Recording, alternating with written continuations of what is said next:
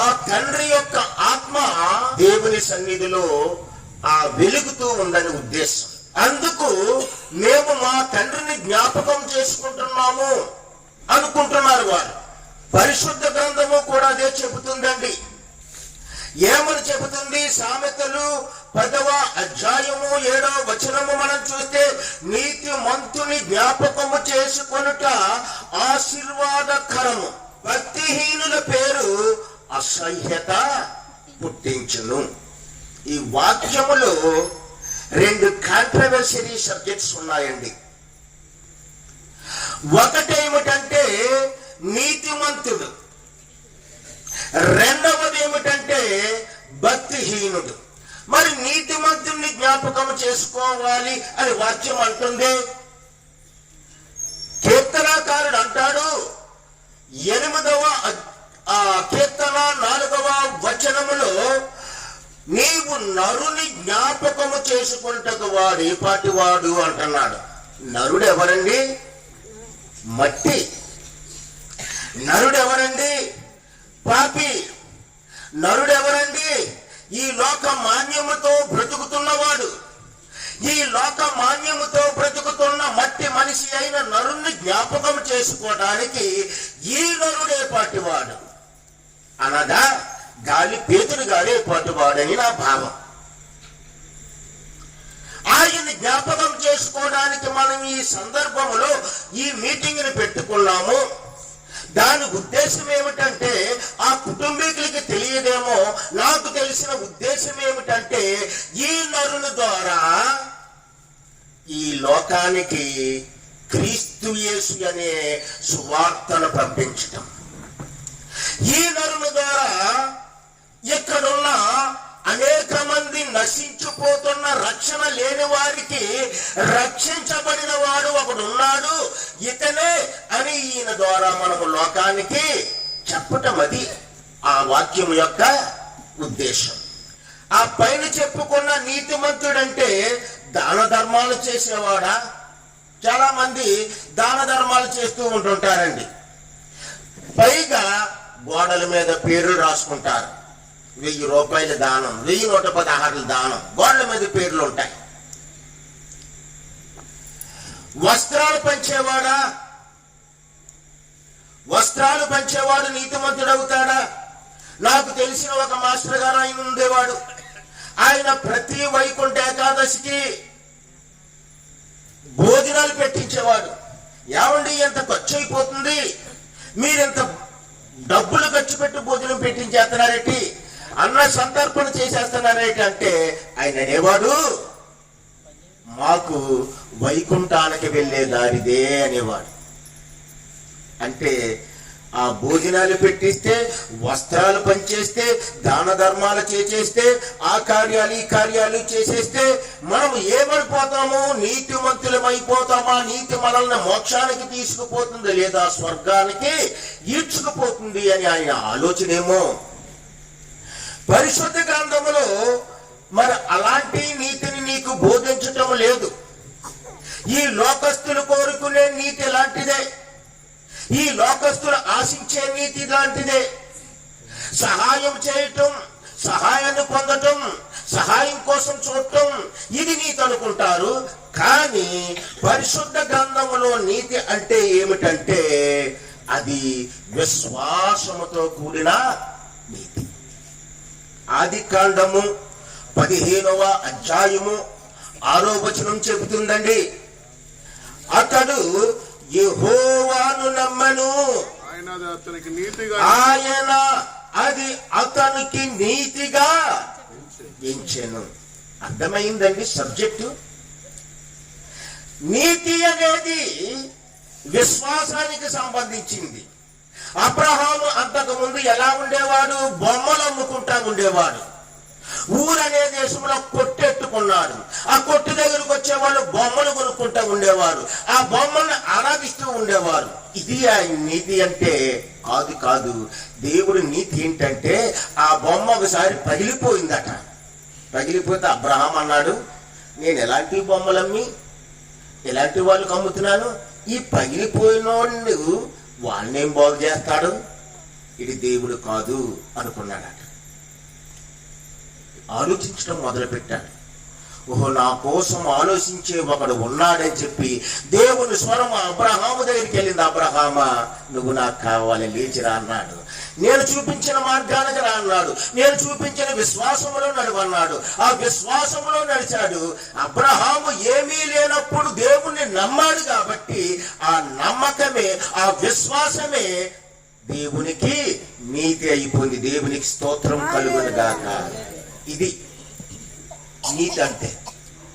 అబ్రహాము నీతికి ఈ భూలోకములో మొన్నటి వరకు జీవించిన గాలి పేతురు గారిని జీవితానికి ఏమన్నా కనెక్షన్ ఉందా?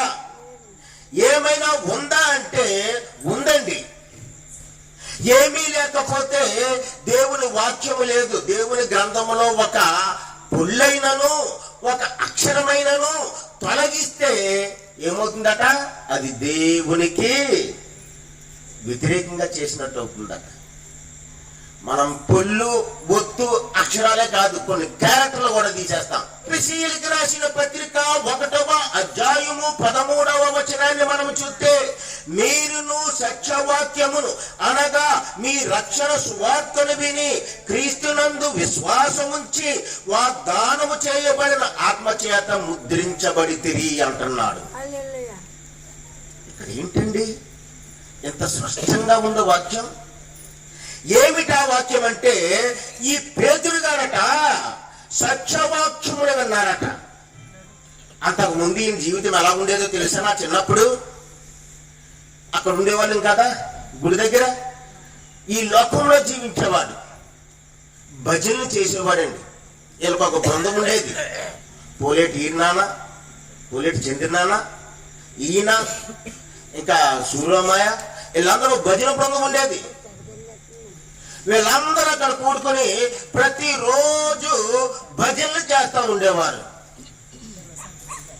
వీళ్ళు ఇంకేం చేసేవారు అనుకుంటున్నారు? కోలాటాలు వేసేవారు, గారడీలు చేసేవారు. ఇవన్నీ చేసిన తర్వాత కూడా ఈయనకి నేను నీతిమంతుణ్ణి కాలేకపోతున్నానే, ఇన్ని చేసినా నేను ఎందుకు చేస్తున్నాను? వ్యర్థమైనవి చేస్తున్నానేమో, పనికిమాలినవి చేస్తున్నానేమో, ఏం చేస్తున్నానో నాకు అర్థమవటం లేదు అని చెప్పి మరి ఆలోచిస్తూ ఉండగా పరిశుద్ధాత్మ దేవుడు ఏదో ఒక సేవకుడు ద్వారా యేసుక్రీస్తు గూర్చిన వార్తను ఆయనకి వినిపించాడు. దేవునికి మహిమ కలుగును గాక. నశించిపోతున్న పేతురు గారు, లోకములో పడి ఆ ప్రవాహంలోకి పోతున్న పేతురు గారు ఇప్పుడు వాక్యము చేత పట్టబడ్డారు. ఏమంటున్నాడు అక్కడ? మీరును సత్యవాక్యమును అనగా మీ రక్షణ సువార్తను విని. ఇక్కడ ఏ సంఘం ఇది? ఎఫెసీ సంఘము. ఈ ఎఫెసీ సంఘములో ఉన్న ఆరాధనలు ఎక్కడా ఉండవండి, అంత భయంకరమైన ఆరాధన. ఈ ఎఫెసీ సంఘస్థులు దేవుణ్ణి నమ్మారట. పౌలు వాళ్ళని ఒక్కానికి చెప్తున్నాడు, మీరు గతంలో ఎలాగుండేవారో మీకు తెలుసు. మీరు సత్యవాక్యమును అనగా రక్షణ సువార్తను, రక్షణ అనేది వాటిలో వీటిలో వేటిలోనో ఎతుకుతున్నారు. ఏది నీకు రక్షణ ఇవ్వదు. సిలువలో యేసునాథుడు కాచిన రక్తము ద్వారా నీకు రక్షణ తప్ప మరి దేనిలోనూ లేదని చెప్పి పౌలు ఖరాఖండిగా చెప్పాడు. మేము యేసునే ప్రకటిస్తున్నాం, సిలువ వేయబడిన యేసునే ప్రకటిస్తున్నాం. చెప్పిన ఈయన క్రీస్తునందు విశ్వాసం ఉంచాలి అని చెప్పి వాగ్దానము చేయబడిన ఆత్మ చేత, వాగ్దానం చేయబడిందండి ఒక ఆత్మ. ఇదిగో పలానా ఊర్లో భజన చేసేవాడు ఒకడు ఉన్నాడు. వాగ్దానం చేయబడిన ఆత్మ భజన చేసేవాడి దగ్గరికి వెళ్ళాలి నేను అని చెప్పి ఆ భజన చేసేవాడి దగ్గరికి, కోలాటాలు వేసేవాడి దగ్గరికి, గారడీలు చేసేవాడి దగ్గరికి వెళ్ళి అతని హృదయాన్ని మార్చింది, అతని హృదయంలోకి వెళ్ళింది, అతని హృదయంలో పాపమును చూపించింది, అతన్ని నీతిమంతునిగా చేసింది, శాంతి మార్గంలోనికి తీసుకొచ్చింది. ఇదే రక్షణ సువార్త. ఆ శాంతి మార్గము వాగ్దానము చేయబడిన ఎవరితోటి? ప్రభువైన యేసుక్రీస్తు వారి తోటి వాగ్దానము చేయబడిన ఆత్మచే. ఇది బైబిల్లో ఉన్నదే, నేను రాసుకొచ్చింది కాదు. మీరు ఖచ్చితంగా చదవండి. వాగ్దానము చేయబడిన ఆత్మచే ఆయనకు దొరికింది. ఆయనకి దొరికింది. ప్రభువైన యేసు మన కోసం రక్తం చిందించాడు.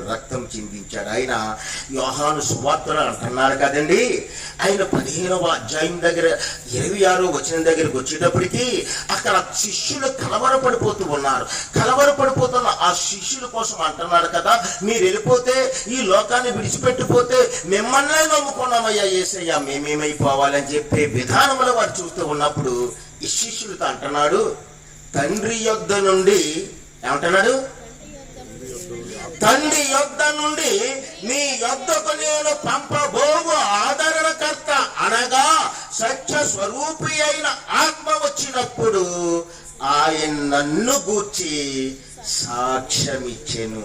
అబ్బబ్బా, ఎంత అద్భుతమైన వాక్యం అండి. యేసు ప్రభువే డైరెక్ట్ స్టేట్మెంట్ ఎత్తున్నాడు, నేను వెళ్ళిపోయినా మీకు ఇబ్బంది లేదు, నేను నడిపిస్తాను మిమ్మల్ని అంటాను, నేను అక్కడికి వెళ్ళానని చెప్పి మీరు కలవరపడద్దు, మీకు ఒక గొప్ప శక్తిని నేను పంపిస్తాను, ఆ శక్తి చేత మీరు నడిపించబడతారు. ఆత్మ చేతనే మనం నడిపించబడాలి తప్ప శారీరకమైన ఏ విషయంలోనూ కూడా మనము నడిపించకూడదు. తండ్రి యొద్ద నుండి ఒక ఆదరణకర్తను మన యొద్దకు పంపిస్తాడట.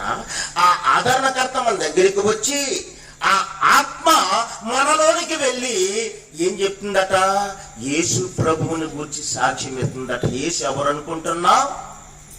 యేసు మామూలు వాడు కాదు. ఆయన నీ కోసం, నా కోసం, మనందరి కోసం. నీ శాపం, నా శాపం, మనందరి శాపం, మన యొక్క దోషములన్నీ కూడా తన మీద వేసుకొని నేను వారికి బదులుగా బలవడానికి వచ్చాను అని చెప్పేవాడే యేసు అని చెప్పి, ఆ యేసును నమ్ముకుంటే తప్ప, ఆ యేసును నువ్వు కలిగి ఉంటే తప్ప, ఆ యేసు నీకు దేవుడైతే తప్ప నువ్వు ఏ లోకములో ఉన్నా సరే నువ్వు పరలోకములోనికి వెళ్ళవని చెప్పేస్తాడు ఆత్మ. ఈయనకి అదే చెప్పాడు. లేకపోతే గారిడీవాడు మారతాడా? కోలాటంగాడు మారతాడా? భజనగాడు మారతాడా? మారడు. ఎంతమంది మారుతున్నారండి? ఆత్మ మనల్ని సంధించాలి, ఆత్మ మనలోనికి రావాలి, ఆత్మ మనల్ని నడిపించాలి దేవుని దగ్గరికి. యేసయ్యే నా రక్షకుడని, యేసు ద్వారానే నాకు రక్షణని నడిపించాలి. ఆ సాక్ష్యము నమ్మాడు కాబట్టి దేవుని యందు విశ్వాసం ఉంచాడు. దేవుని యందు విశ్వాసం ఉంచిన ఈ పేతురు గారు ఇప్పుడు ఏం చేశాడంటే నీతిమంతుడయ్యాడు. ఏమయ్యాడండి? నీతిమంతుడు. మనం ఎత్తుకున్న వాక్యం ఏంటి? నీతిమంతుని జ్ఞాపకం చేసుకొనుట ఆశీర్వాదకరమ. ఏ నీతిమంతుని? విశ్వాసములోకి వచ్చిన నీతిమంతుని, విశ్వాసి అయిన నీతిమంతుని. నీతిమంతుడు అంటే ఎవరు? ఇప్పుడు దేవుణ్ణి విశ్వసించిన వాడు. అబ్రహాము దేవుని నమ్మిన, అది అతనికి ఆయనే విశ్వాసంగా ఉన్నవాడే నీతిమంతుడు. ఇక రెండవది ఏంటంటే, 2 భాగాలు ఉన్నాయని చెప్పాను కదా వాక్యంలో. ఒక భాగం అయింది ఇప్పుడు మీకు నీతిమంతుడు. ఇప్పుడు రెండవ భాగం ఏమిటి? భక్తిహీనుల పేరు ఆయనకి అసహ్యము. భక్తిహీనుల పేరు అటండి ఆయనకి ఇష్టం ఉండదట, అసహ్యమట. అసహ్య కార్యాలు చేస్తారట, పాపపు దారుల్లో ఉంటారట, పాపపు మార్గాన్ని మరి ఇష్టముగా చేసుకుంటారట. 31వ తారీఖు మేము వెళ్తున్నప్పుడు ఎక్కడ చూసినా కక్క, ముక్క, ఫ్రై, పలావు, బిర్యానీ, ఇంకా ఈ లోక సంబంధమైన ఉంటాయి. కాబట్టి ఇప్పుడు భక్తిహీనుల గురించి ఇక్కడ చెబుతున్నప్పుడు దేవుడు లేని భయము. దేవుడే, మేమే. భయము, దేవుని మార్గము ఎరగక, దేవుని చిత్తము గైకొనక, ఆయన చిత్తమేమిటో ప్రజల మీద ఏ ప్రేమను పెట్టాలో అది తెలుసుకోక దేవుణ్ణి మనం ఎలా మార్చుకుంటున్నామంటే ఒక సెంటర్గా మార్చుకుని ఆయన్నే మన చుట్టూ తిప్పుకుంటూ ఉన్నాం. ఒక పాస్టర్ గారండి మొన్న మధ్య కర్ణాటక తీసుకెళ్ళారట విశ్వాసులను. ఏమండి అయ్యగారు, కొంతమంది విశ్వాసాన్ని కర్ణాటక తీసుకెళ్తున్నారంటే అక్కడ మంచి మంచి స్పాట్లు చూపించాలి వాళ్ళకి, మా పిల్లలు కూడా అన్నీ నేర్చుకోవాలి కదండి అన్నారు. ఎంతో కొంత డొనేట్ చేస్తామని నేనన్నాను, మరి ఇప్పుడు నాకు చాలా కష్టంగా ఉందండి, చేయలేనన్నాను. ఆయన వెళ్ళిపోయాడు. ఇంకొక పాస్టర్ గారు వచ్చాడు. ఇంకొక పాస్టర్ గారు వచ్చి గోవా ప్రోగ్రాం పెట్టాడు. ఈ సంఘస్థులను గోవాకు తీసుకెళ్లి ఏం చూపిస్తాడు? ఈ సంఘస్థులను గోవాకి తీసుకెళ్లి ఏం చూపిస్తాడు? ఏంటండి అక్కడికి వెళ్ళారంటే, మనం ఆ ప్లేస్కి వెళ్ళమండి, అక్కడ దేవాలయాలు ఉన్నాయి, అన్ని చూపించాను. బీచ్కి వెళ్ళారా? వెళ్ళామండి. దేవునికి స్తోత్రం కలుగును గాక.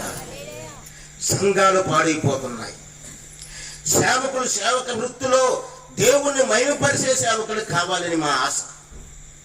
దేవుణ్ణి మహిమపరిచే సేవకులు కావాలి. ఇక్కడ చూస్తే ఈ భక్తిహీనులు దేవుని యొక్క ఉద్దేశాన్ని నెరవేర్చక పాపములోనే జీవిస్తూ, తాగుతూ, తిరుగుతూ, దేవుని మరిచి ఇల్లిట్లో ఉన్న వారందరినీ బాధ పెట్టి ఇంటిల పాదికి వారు ఒక భయంకరమైన వ్యక్తులుగా మారిపోయి చివరికి భక్తిహీనుడిగానే ఉంటున్నాడు. ఇలాంటి భక్తిహీనుడు దేవుని శాపమునకు గురైపోతూ ఉన్నాడు. అక్కడ అంటున్నాడు, భక్తిహీనుడు నాకు అసహ్యము. భక్తిహీనుడు అంటే దేవుడికి ఎలాంటి అసహ్యం. ఈ భక్తిహీనుడి కోసం తెలుసుకున్నాము, నీతిమంతుడి కోసం తెలుసుకుందాము.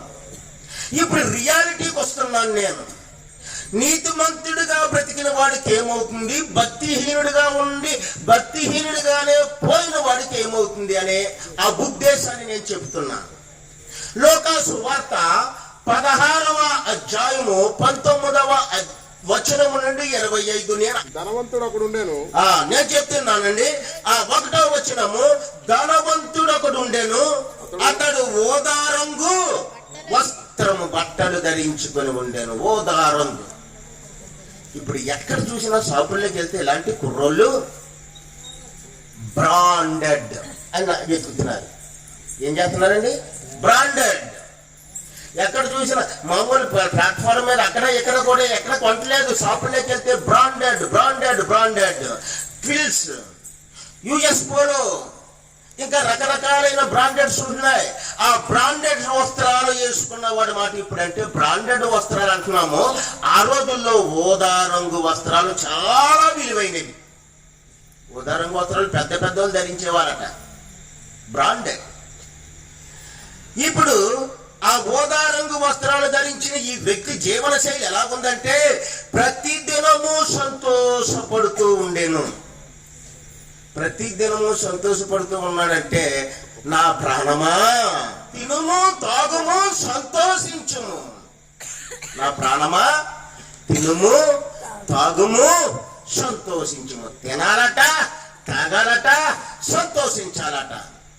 ఈ తినటములోను, ఈ తాగటములోను, ఈ సంతోషించటములోను గొప్ప పాపమిమిడి ఉందని చెప్పి ఇవి ఉదారంగు వస్త్రాలు ధరించుకున్న ఈ వ్యక్తికి తెలియదు.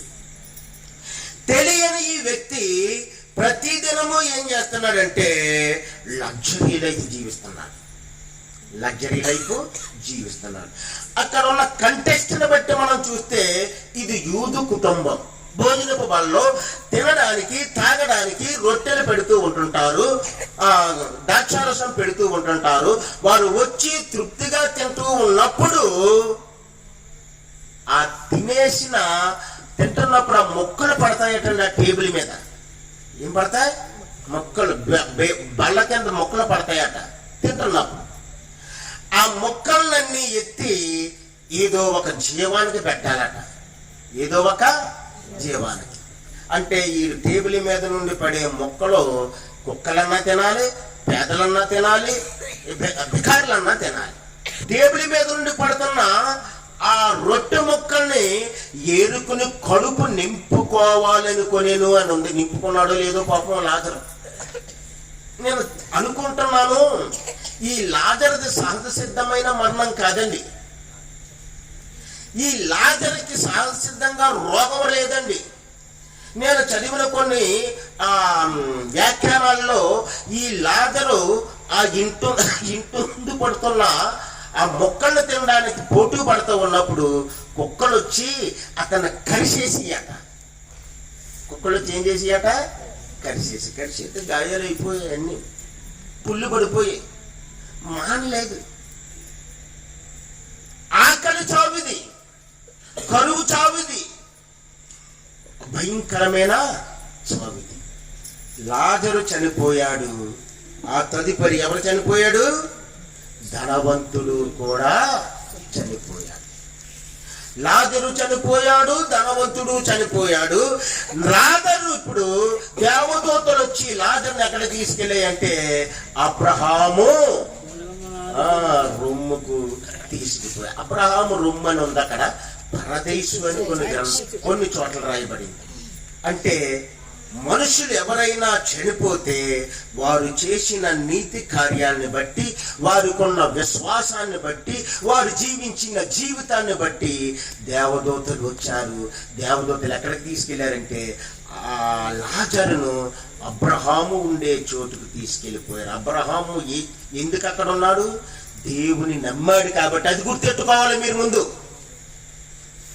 అబ్రహాము దేవుని నమ్మాడు కాబట్టి ఆ నమ్మిన అబ్రహాము దగ్గరికి నమ్మిన లాజరును తీసుకెళ్ళాడు. ఆ నమ్మిన లాజరు అబ్రహాములుండే చోటుకు ఈ గాలి పేతురు గారిని కూడా ఆ రోజు దేవదూతలు వచ్చి తీసుకెళ్ళారు. ఈ ధనవంతుడు కూడా చనిపోయాడు.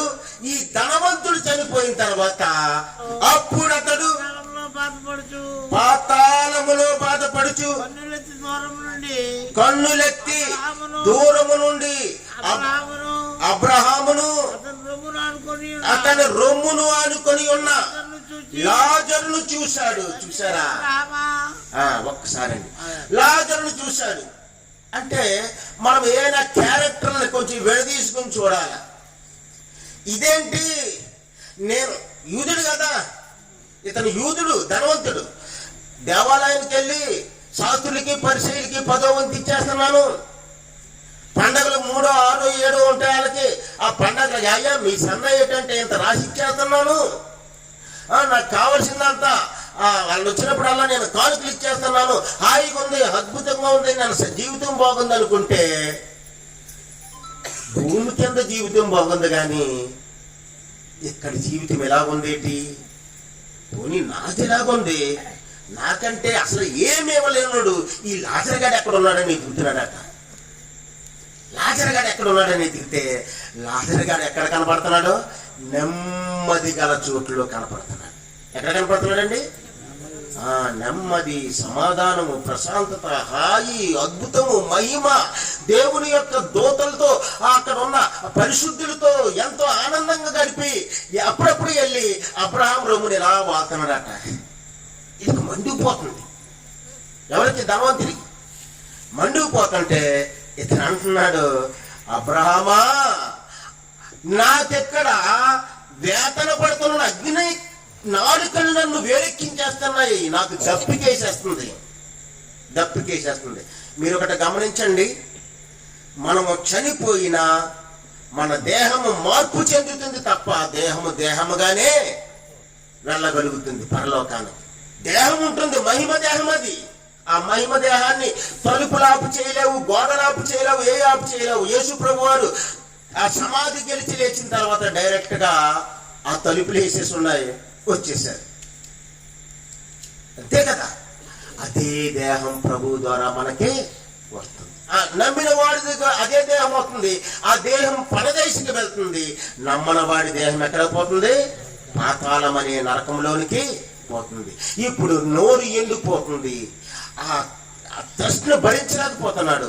అబ్రహామా నీ రొమ్మునున్న లాజరును, ఆ లాజరును పిలిచి, లాజరు ఒక చుక్క నీరు తీసుకెళ్లి నా నోటి మీద ఆ చుక్క ఎత్తి నేను చల్లారుతాను, పంపించవా అని అడుగుతున్నాను. అంటే దీన్ని దేవుడు మనకి ఎందుకు చెప్పాడంటే, అంత బాధను మీరు భరించలేరు. అక్కడ 2 క్యారెక్టర్లు ఎందుకు పెట్టాడంటే, ఒకటి దేవుణ్ణి నమ్మి మరణములో నుండి జీవములోకి దాటాడు. ఒకడు దేవుని నమ్మక లోకానుసారంగా జీవించి ఆ దేవుడిచ్చిన జీవపు మార్గాన్ని వదిలిపెట్టి నరకానికి పోయాడు. కాబట్టి మనము నరకానికి పోయే వాళ్ళగా ఉందామా? దేవుని నమ్మి లాజరు వలె ఆయన రొమ్మును, ఆ విశ్రాంతి గల చోటును మనము పొందుకుందామా అనేది ఈ రోజున ప్రశ్న. ఇప్పుడు నిద్రించిన ఈ పేతురు గారు, ఆయనకి ఏ వాక్యం తాకిందో తెలీదు. యేసు ప్రభు అన్నారు, ఆయన ఒక స్టేట్మెంట్ ఇచ్చారు. ఏమని ఇచ్చారు? నేనే మార్గము, సత్యము, జీవము అన్నారు. ఏమన్నారు? నేనే మార్గము, సత్యము, జీవము అన్నారు. ఇప్పుడు ఈయన గ్రహించుంటాడు, యేసు ప్రభువే మార్గము. ఈ జీవితం కొద్ది కాలమే. ఈ కొద్ది కాలంలో ఉన్న జీవితంలో నేను అత్యధిక భాగము ఈ పాపంలోనే గడిపేశాను. ఇప్పుడైనా నేను మారి ప్రభువుని తెలుసుకుని ఆయన పాదాల దగ్గర పశ్చాత్తాపడి ఆయన ఇచ్చే సత్య మార్గాన్ని తెలుసుకుని ఆయన చూపించే జీవ మార్గంలోకి వెళ్తే నేను సేవవుతాను, నేను సేపుగా ఉంటాను, నా ప్రాణాన్ని నేను దక్కించుకుంటాను అనుకున్నాడు. దక్కించుకున్నాడు. ఈయన రక్షింపబడడానికి ఈయన నీతి కార్యాలు కారణమయ్యాయా? ఈయన మంచితనము కారణమైందా? కాదు. దేవుని కృప, కృప ద్వారానే మీరు రక్షింపబడ్డారంటుంది దేవుని వాక్యం. దేని ద్వారా రక్షింపబడ్డాం? కృప వలన. మనము కృప వలనే రక్షింపబడ్డాం. దేని వలనండి? ఆయన కృప లేకపోతే మనం ఎవరమండి? మనం ఎంత గొప్ప వాళ్ళమైనా ప్రభు ఇచ్చే ఆ మహిమ ముందు మనం మురికి గుడ్డలతో కనపడతాం. మనం మురికి వాళ్ళగానే ఉంటాం. బహుశా పందెల్లా నీట్గా ఉంటుందేమో కానీ దేవుని ముందు మనం ఆయన దృష్టితో చూస్తే దానికంట హీనముగా కనపడతాం. పాపిని ప్రేమించే దేవుడు మనల్ని ప్రేమించాడు, కృపించాడు, ఆయన మార్గంలోనికి తీసుకువెళ్ళాడు. వాక్యము వింటున్న వారు ఈ చుట్టుపట్ల ఇంకా దేవుని వాక్యం అంటే ఎరగని వారు ఎవరైనా ఉంటే ఒక్కసారి నీతిమంతుడైన పేతురు గారిని జ్ఞాపకం చేసుకుని ఆయన కూటములో పెట్టబడుతున్న ఈ వాక్యము ద్వారా మార్చబడతారని సత్యప్రశాంత గారి యొక్క ప్రయాస. ఒక వాక్యము చెప్పి మనము ముగించుకుందాము. వింటున్న ఓ ప్రజలారా, విశ్వాసులారా, ఇంకా దేవుని ఎడల భయము భక్తి లేకుండా జీవిస్తున్న వారులారా, 2వ కొరింథీయులకు రాసిన పత్రిక 6వ అధ్యాయము 2వ వచనము ఏం చెబుతుందో ఒకసారి మనము ముగింపు. అనుకూల సమయమందు నేను నీ మొరనాలకించి తిని, రక్షణ దినమందు నిన్ను ఆదుకుంటుని, రక్షణ దినమందు నేను నిన్ను ఆదుకుంటుని ఆయన చెప్పుచున్నాడు కదా అని ఆయన చెప్పుచున్నాడు కదా. ఇదిగో ఇప్పుడే మిక్కిలి అనుకూలమైన సమయం. నేడు, రేపు, ఎల్లుండు అని మనం వాయిదా చేసుకోవద్దు. ఇదిగో ఇదే రక్షణ దినం. నాకు ఒక స్నేహితుడి మధ్య ఒక చిన్న వీడియో క్లిప్ పెట్టాడండి. ఆ వీడియో క్లిప్ ఓపెన్ చేశాను. ఓపెన్ చేసినప్పుడు ఒక మంచి లగ్జరీగా ఉన్న హోటల్, అద్భుతంగా ఉంది హోటల్. ఆ హోటల్లోకి ఒక కుటుంబం వెళ్ళింది. తండ్రి, తల్లి, 2 పిల్లలు, ఒక అమ్మాయి, ఒక అబ్బాయి. వెళ్ళి వారు ఆ టేబుల్ దగ్గర కూర్చున్నారు. 4 కుర్చీలు ఉన్నాయి. వెయిటర్ వచ్చాడు. అయ్యా మీకేం కావాలి అని అడిగాడు. అడిగితే ఎవరికి ఇష్టం వచ్చింది వారు చెప్పారు. తండ్రికి ఇష్టం వచ్చింది తండ్రి చెప్పాడు, తల్లి చెప్పింది, కూతురు చెప్పింది, కొడుకు చెప్పారు. ఆ వెయిటర్ తీసుకొచ్చి ఒక్కొక్కళ్ళ ముందు వాళ్ళ ప్లేట్లని పెట్టారు. ఇప్పుడు తినడానికి సమయం వచ్చింది. ఆయన తినడానికి ఎలా గొంగుతున్నాడు. తండ్రి గొంగుతున్నవాడు ఎలాగ ప్లేట్ మీద ఎలా పడిపోయాడు. నేను మీకు పంపిస్తాను వీడియో. పడిపోయాడు ప్లేట్ మీద. తండ్రి పడిపోవటం కూతురు, కొడుకు చూశాడు. డాడీ అని వచ్చారు. ఇలా లేకపోయాడు, కింద పడిపోయాడు. కింద పడిపోతే వెయిటర్ని పిలిచారు. వీళ్ళందరూ కలిసి అంబులెన్స్ దగ్గర తీసుకెళ్లారు. అంబులెన్స్ దగ్గర తీసుకెళ్తే అందులో అంబులెన్స్ లో ప్రైమరీ వైద్యం చేసే వాళ్ళు ఉంటారు కదా, పిఎంసీలు ఉంటారు కదా, వాళ్ళ చేతిని పట్టుకుని చూస్తే ఈ పార్శ్వే అప్పటికైనా చచ్చిపోయాడు. సమయం లేదని డైలాగ్ వస్తే చప్పట్లు కొడతామే సినిమాల్లోని. దేవుడు అంటున్నాడు సమయం లేదు. ఇప్పుడే మారు మనసు పొందు. మారు మనసు పొందకపోతే ఎక్కడ నువ్వు చచ్చిపోవటం కాదు, నిజముగా నరకములో చచ్చిపోతావు. నరకములో చచ్చిపోతావు. పేతురు గారు నరకంలో లేరు. ఈయన పరదేశిలో ఉన్నారు, ఆనందంగా ఉన్నారు. మరి ఎంతో మంది పరిశుద్ధుల మధ్య ఆయన పరిశుద్ధుడై ఉన్నాడు. ఎందుకంటే ఆయన నీతిమంతుడయ్యాడు. నీతిమంతుడంటే ఎవరు? నీతిమంతుడంటే విశ్వాసము గలవాడు. కాబట్టి మనము కూడా నీతిమంతుల్ని జ్ఞాపకం చేసుకుంటా ఎంతో ఆశీర్వాదకరం.